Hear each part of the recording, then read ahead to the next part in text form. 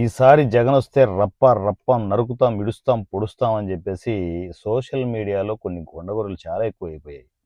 Channel పెట్టుకోవడం, ఇష్టం వచ్చినట్టు వాగడం. అరే నిజాలు తెలుసుకోండిరా. ఇంకా ఎక్కడ జగన్ రావడం? ఆయన అన్ని సర్దేసుకున్నాడు, మీకు అర్థం కావడంలే. ఒక పక్క పాదయాత్ర చేస్తున్నా అనే అనౌన్స్మెంట్ రాగానే మీ గుండెలు గుబేలు అనిపించాల. ఎందుకు? ఆయన శ్రీకృష్ణ జన్మస్థానానికి వెళ్ళడానికి రెడీ అవుతున్నాడు. నేను జనాల్లోనే ఉంటాను, జనాల గుండెల్లో ఉంటాను అంటే నమ్మేవాళ్ళు ఎవరు ఇప్పుడు? ఒకప్పుడు అంటే బాబు ఫోటో వెనకలు పెట్టుకునేసి, వైఎస్ఆర్ రాజశేఖర రెడ్డి గారి ఫోటో వెనకలు పెట్టుకునేసి ఈయన పబ్బం గడుపుకున్నాడు, గుడ్డిగా నమ్మేసి ఓట్లేశారు. జనాలు ఇప్పుడు చాలా తెలివి మీరిపోయారు అయ్యా. అన్ని విషయాలు అందరికీ తెలుసు. ప్రభుత్వ ఆస్తులు తాకట్టు పెట్టి అకౌంట్లో డబ్బులు ఎలా వేసారో తెలుసు, బటన్లు నొక్కుంటూ ఎలా వేసారో తెలుసు.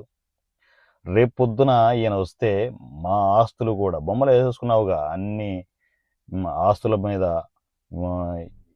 పాస్ పుస్తకాలు అన్నిటి మీద బొమ్మలు వేసేసుకున్నావుగా. ఆ బొమ్మలు వేసుకోవడమే నీ పాపం అయిపోయింది.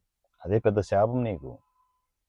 సో ఆ శాపం ఎంత దారుణంగా వెళ్తుందంటే ఈసారి 11 సీట్లు కాస్త ఆ 1 లేసిపోయి 1 సీటు పరిమితమైనా కూడా ఆశ్చర్యపోనక్కర్లే.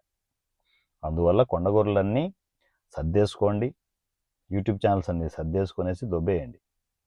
ఎందుకంటే కూటమిని ఎవ్వరూ కదపలేరు, అది అయ్యే పని కాదు.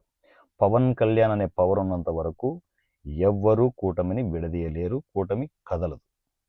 ఇది గుర్తుపెట్టుకోండి, ఇదే వాస్తవం.